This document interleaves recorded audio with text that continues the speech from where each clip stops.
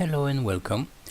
This is Mehdi Kouri speaking, and this is another introductory video about Simulocyte.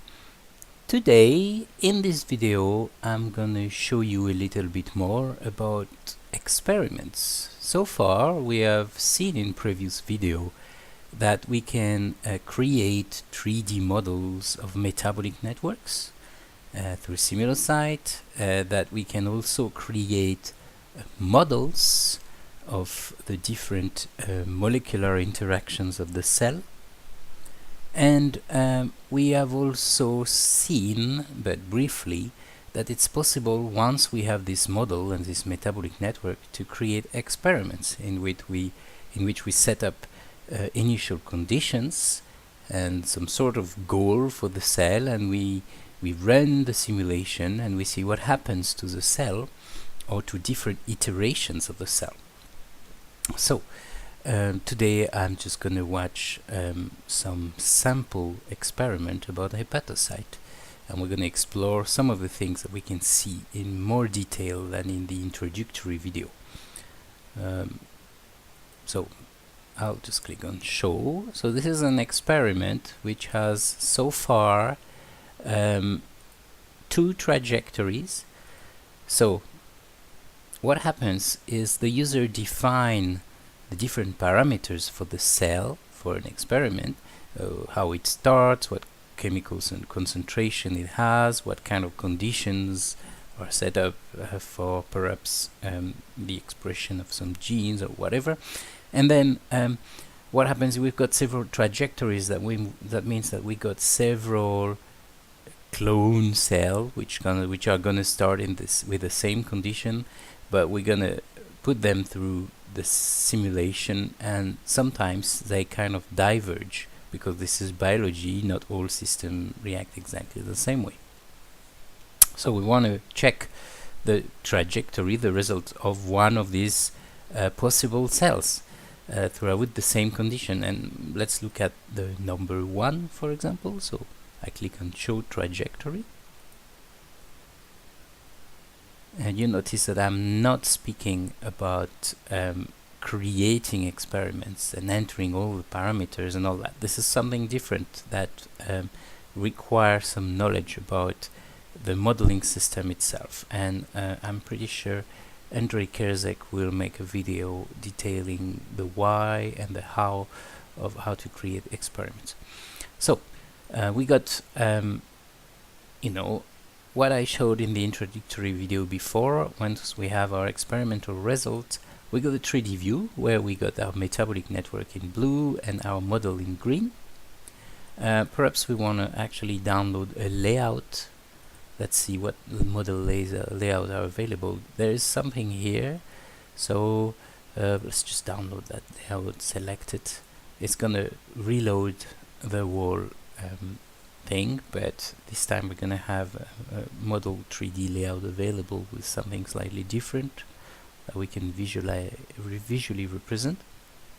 So as usual, it takes a little while, yes, to download that. It would take much longer for bigger experiment. This one is a very small experiment. It has relatively few data compared to the big monsters that some cell scientists will build. Okay, so we got this layout downloaded, HEP model layout, whatever this is, and then anything that contains the word hydroxylize. So, okay, let's just put the model on the left. So I'll put it on the left, yes. And then I want the hydroxylize sub thing to appear.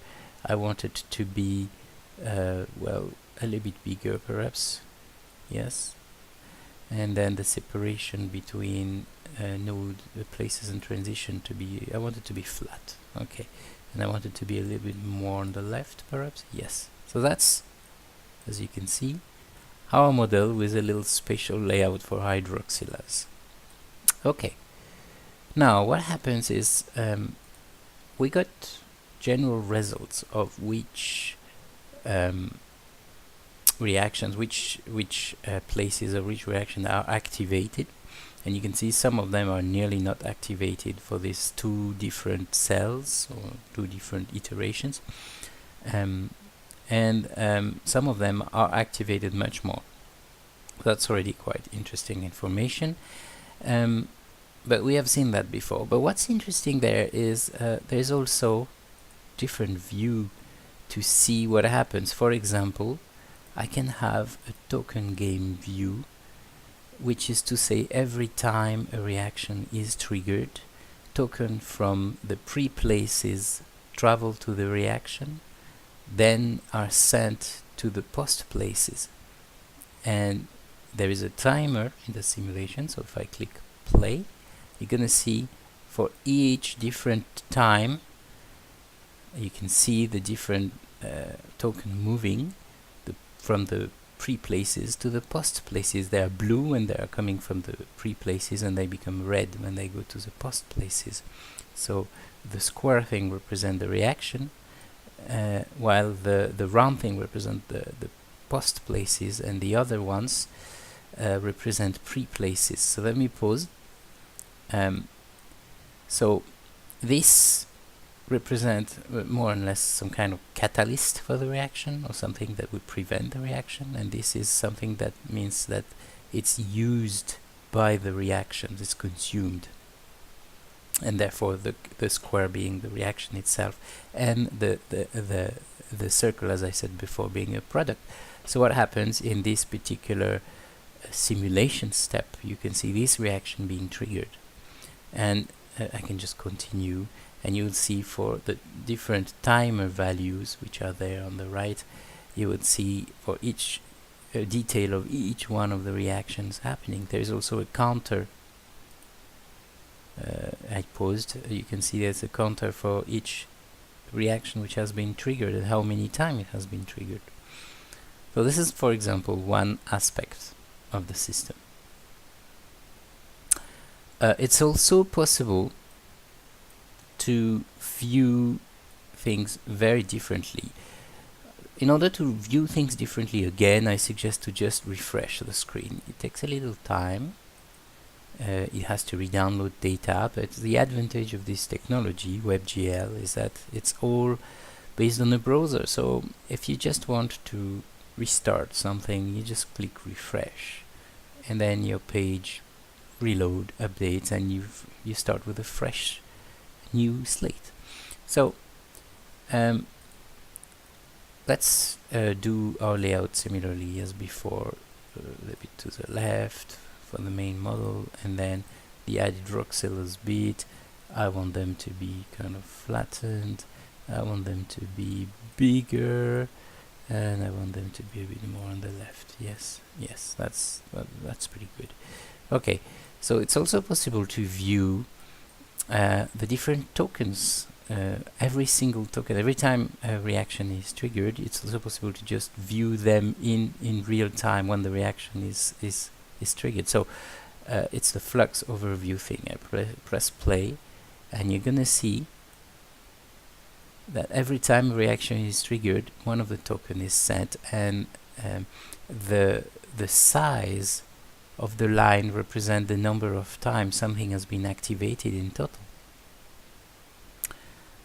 So as you can see, some lines are much bigger than others. That shows that there are fluxes which are more important. And if I look at there, you can see that some portion of hydroxylase are much more used than others. Okay, let me pause it again. It's also possible to view the whole thing very differently with the keg activity. So what happens is we can view on a giant kind of map of keg which portion of keg is activated, and with the values we have with time. So if I press play, you can see that with time value, certain area of keg are going to light, and they're going to have histograms which represent the values themselves, and you can see the time value changes.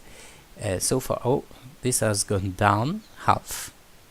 So these are more qualitative values so far. Here this has gone down too, and this has disappeared. And which area of the cake does that correspond to? Primary bile acid biosynthesis, so we're definitely in the liver area. So yes, that's all I wanted to show regarding the results for experiment. As I detailed before, you can then see the individual fluxes and values throughout time just by looking at these things. I should perhaps add something about horizon graphs for those of you which are not very familiar with them, because it's a new type of graph which is used in things like financial data. So let me add quite a lot of these things. Yes, so it's not a lot, but okay, let's say you've got a lot of, values throughout time to look at. You've got lots of them to look through, for example, and it's kind of difficult to look at them all. It's more valuable to use then, instead of the standard view, to look at the horizon graph, because horizon graph you can immediately see it's kind of vertically compressed, and you can see, for example, that there is a change at that particular moment in time where my mouse is. The value of these two things change. And then it's kind of nice because with the horizon graph you would just scroll up and down and check perhaps what could cause that change by checking what just changed before, and we only see two possible candidates so far, which are this here where my mouse is and this one here. So if we just look at 100 different values, but it's going to be very difficult with this view to make sense of it. But with this view you just scroll up and down and you can start having a cause to effect analysis, where you can start checking possible cause for a change in the regime of one of these values. So yes, that's all I wanted to show for today. Thank you very much for listening, and in another video I will probably start explaining more in detail about experiments and parameters, and probably as well you will hear about it from Hendrik Kerzek, which has made the QSSPN simulation engine. Okay, thank you very much.